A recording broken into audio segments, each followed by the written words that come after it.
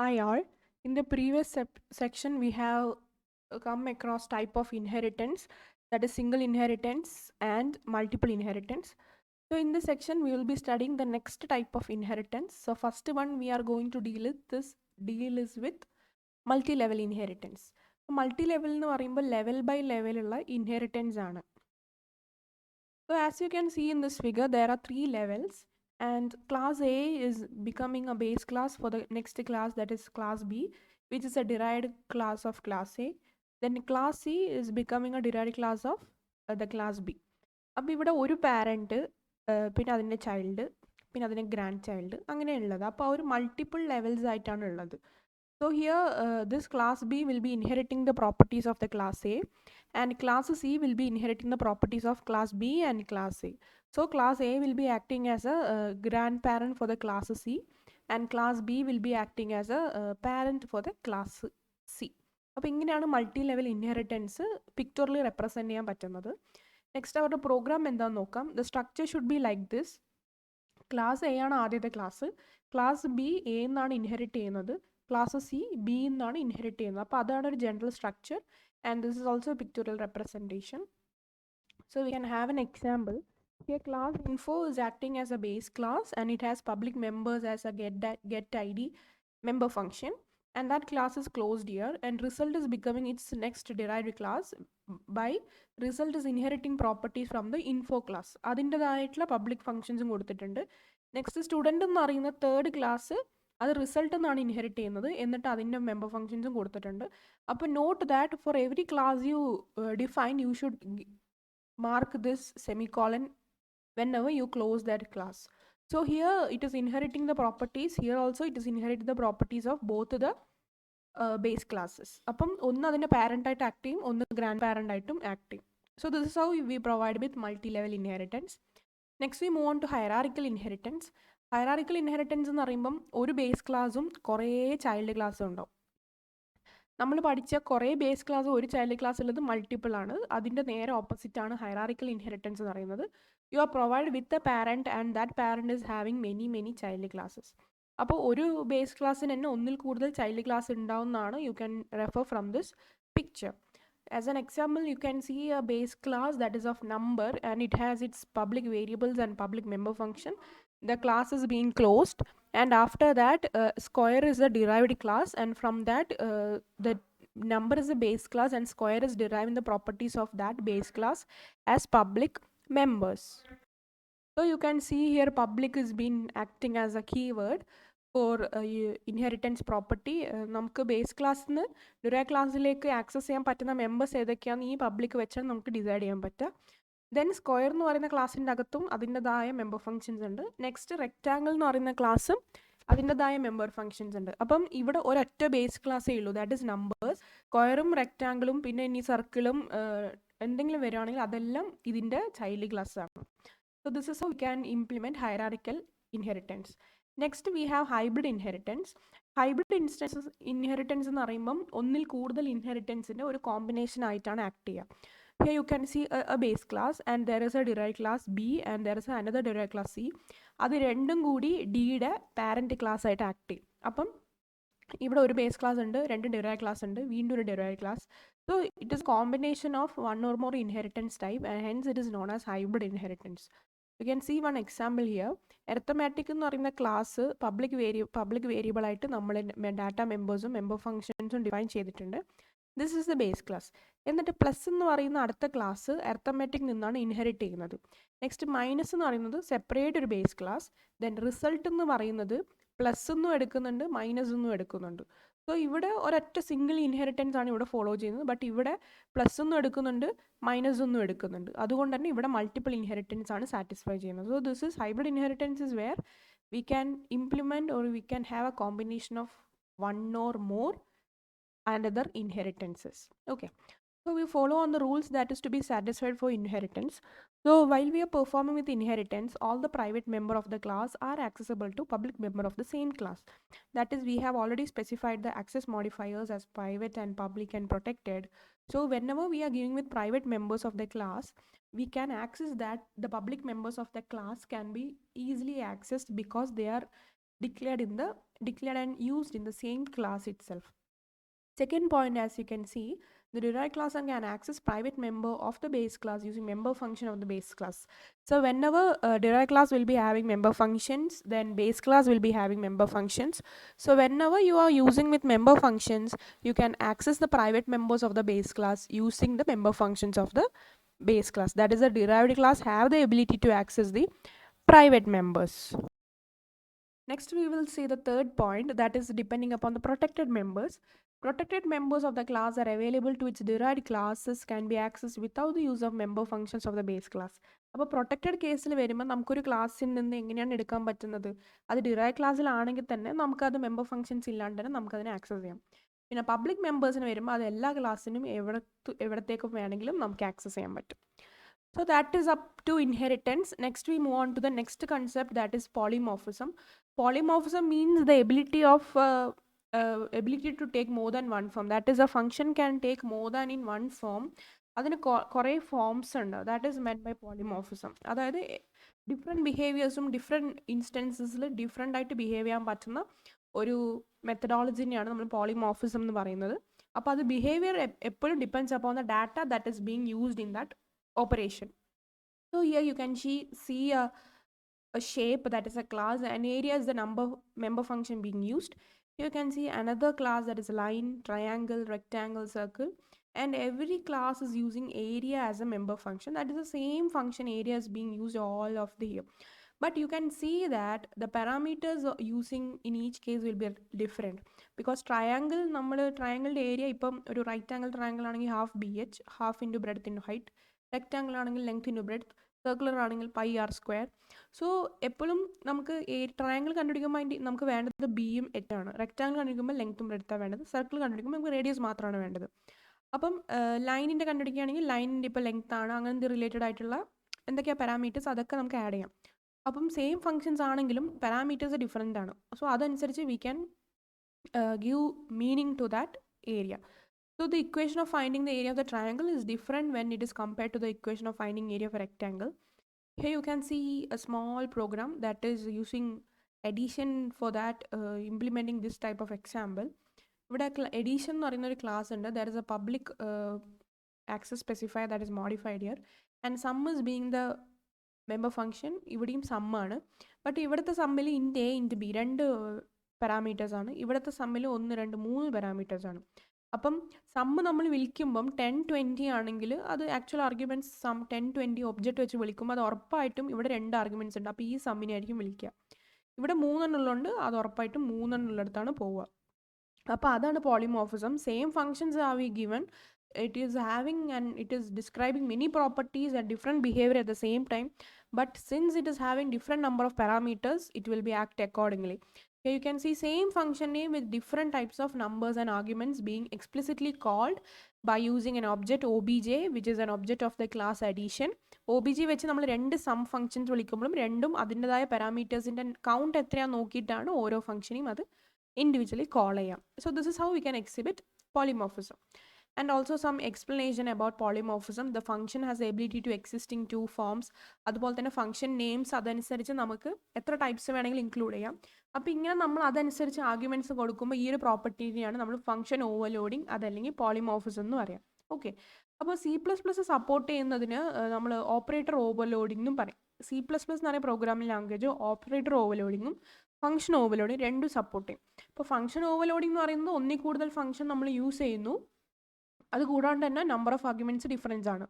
Operator overloading എന്ന് പറയുമ്പോൾ നമ്മൾ ഒരു ഓപ്പറേറ്ററിന് നമ്മൾ അതിന് ഫെമിലിയർ അല്ലാത്ത വേറൊരു കാര്യം കൂടി അതിന് ചെയ്യാൻ നമ്മൾ ഫോഴ്സ് ചെയ്യാണ്. ലൈക്ക് നമുക്കിപ്പോൾ പ്ലസ് ഓപ്പറേഷൻ ഉണ്ട്, that is use to add 2 numbers. So അതേ പ്ലസ് തന്നെ നമുക്ക് സ്ട്രിങ് കൺകാറ്റനേഷന് യൂസ് ചെയ്യാം. അപ്പം ഒരു operator is fixedly defined for some purpose and we are giving extra overload to that to do some another performing, അല്ലെങ്കിൽ എന്തെങ്കിലും അനദർ കാര്യം പെർഫോം ചെയ്യാൻ വേണ്ടി അതിന് നമ്മൾ ഓവർലോഡിങ് കപ്പാസിറ്റി കൊടുക്കുകയാണ്. That is meant by operator overloading. അപ്പോൾ ഞാൻ പറഞ്ഞ എക്സാമ്പിൾ പോലെ plus is not only meant for addition, it is also meant for string concatenation, പിന്നെ ഇൻക്രിമെൻറ്റേഷൻ ഡിക്രിമെൻറ്റേഷൻ, ആ ഓപ്പറേഷനൊക്കെ നമുക്ക് യൂസ് ചെയ്യാം. സോ അതനുസരിച്ച് we are making that operator to exhibit different behaviour. ആ ഒരു ഓപ്പറേറ്ററിന് ഡിഫറെൻറ്റ് ബിഹേവിയർ കൊടുക്കുന്നതാണ് നമ്മൾ ഫോഴ്സ് ചെയ്യുന്നത്. And hence it is known as operator overloading. Okay, next function overloading എന്ന് പറയുന്നത് നമുക്ക് സിംഗിൾ ഫംഗ്ഷൻ നെയിം ഒന്നിൽ കൂടുതൽ എന്ത് ഫംഗ്ഷൻസ് വേണമെങ്കിലും അതിന് ക്യാരി ഔട്ട് ചെയ്യാൻ പറ്റും. നേരത്തെ നമ്മൾ എക്സാമ്പിൾ കണ്ട പോലെ തന്നെ സം എന്ന് പറയുന്നത് എല്ലാം സെയിം ഫംഗ്ഷൻ ആണ്, but the number of arguments it is dealing with is different. അതുകൊണ്ട് തന്നെയാണ് നമുക്ക് അവിടെ ഫംഗ്ഷൻ ഓവർലോഡിംഗ് സാറ്റിസ്ഫൈ ചെയ്യാൻ പറ്റിയത്.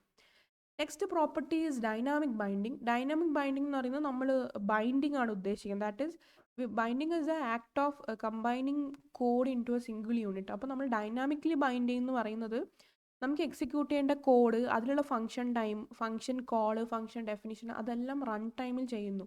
അപ്പോൾ അത്രയും കാര്യങ്ങൾ റൺ ടൈമിലാണ് ഡിസൈഡ് ചെയ്യുന്നത്. That is known as dynamic binding. So C++ has virtual functions to support this. അതുപോലെ തന്നെ ഡൈനാമിക് ബൈൻഡിങ് എന്ന് പറയുന്നത് നമ്മുടെ കോഡ് ലിങ്ക് ചെയ്യുന്നത് റൺ ടൈമിലാണ്.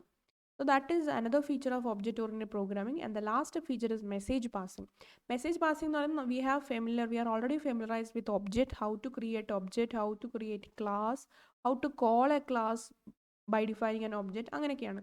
So objects has the ability to communicate with one another by sending and receiving in messages to each other. അപ്പോൾ ഓരോ object വെച്ച് നമ്മൾ ഒരു ഫംഗ്ഷൻ വിളിക്കുമ്പോൾ അതേ ഒബ്ജക്റ്റ് വെച്ച് നമുക്ക് വേറെ ഫംഗ്ഷൻസ് വിളിക്കാം.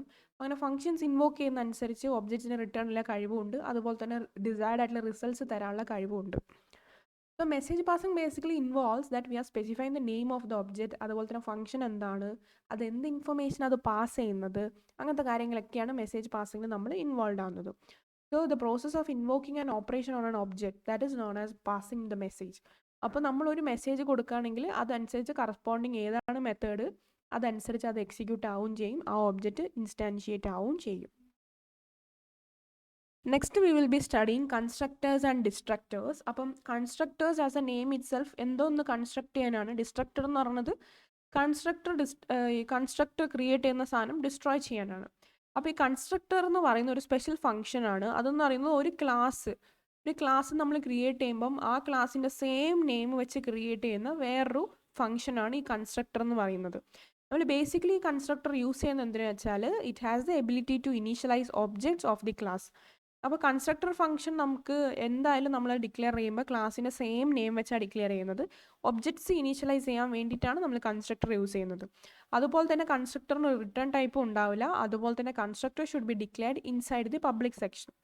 അപ്പോൾ കൺസ്ട്രക്ടർ എന്ന് പറയുന്ന ഒരു മെമ്പർ ഫംഗ്ഷൻ ഒരു ക്ലാസ്സിൻ്റെ മെമ്പർ ഫംഗ്ഷനാണ്. അത് ഒബ്ജക്റ്റിന് ഇനീഷ്യലൈസ് ചെയ്യാനുള്ള കപ്പാസിറ്റി ഉണ്ട്.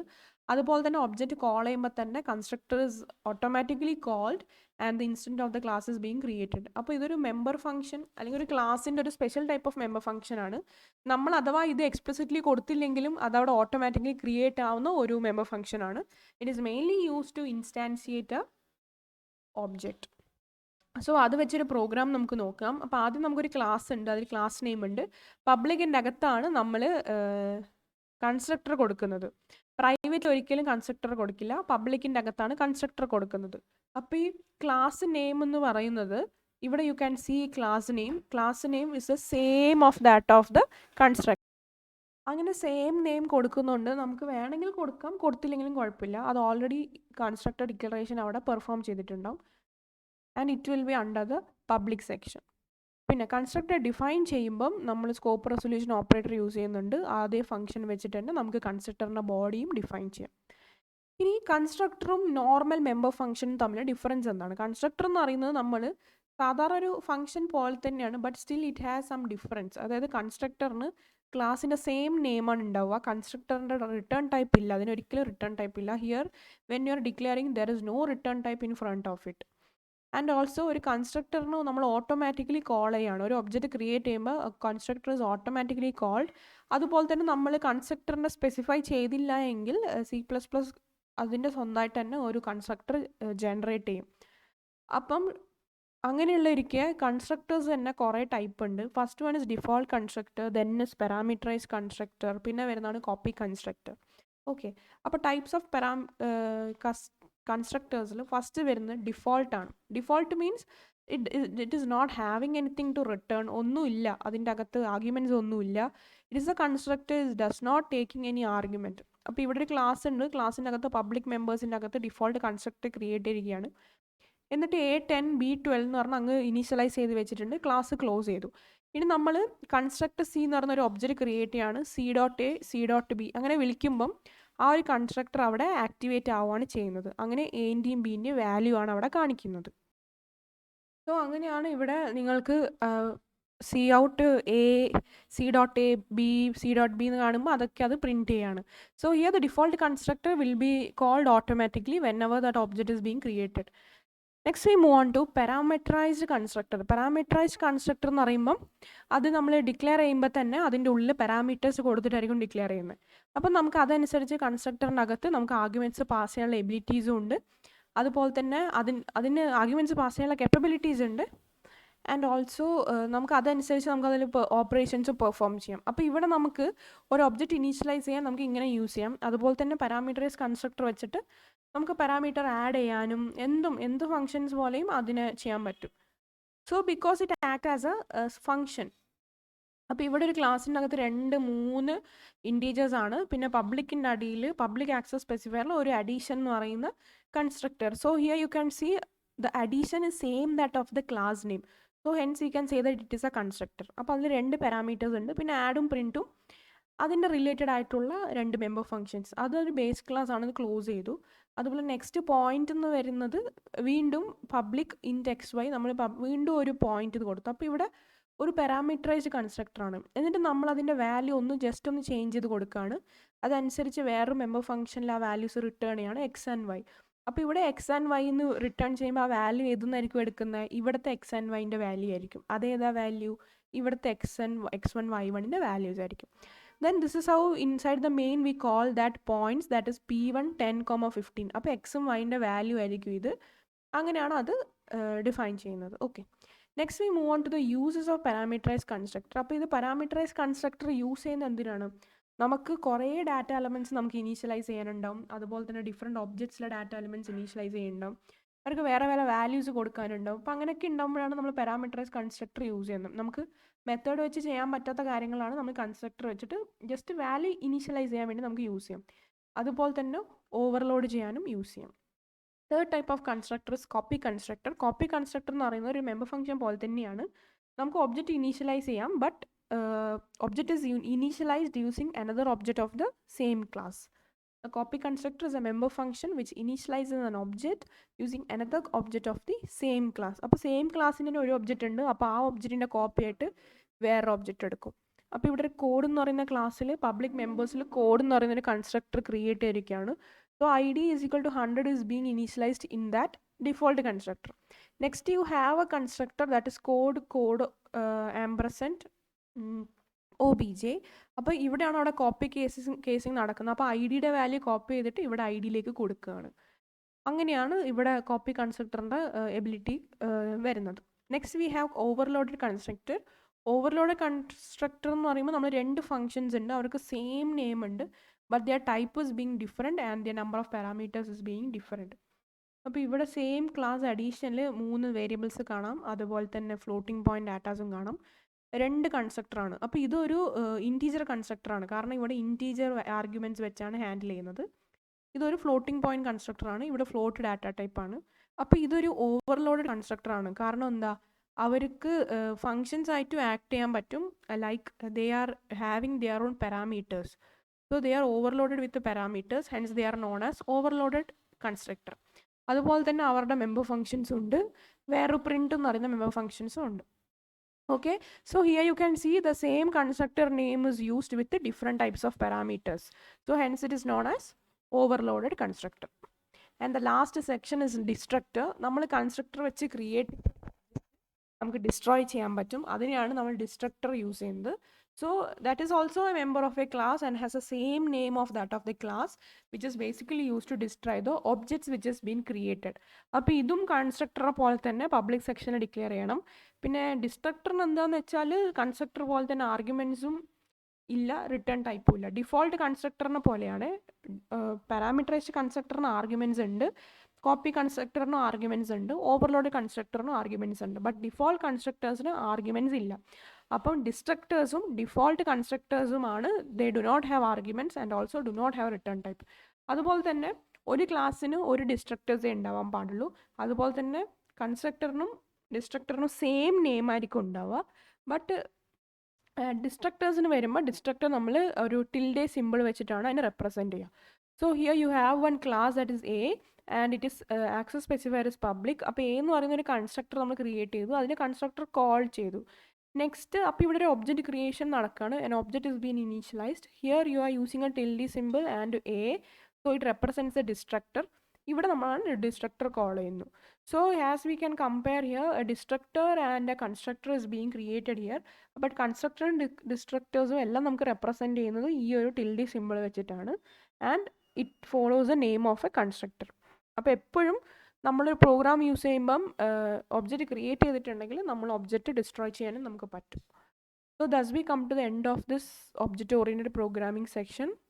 Thank you.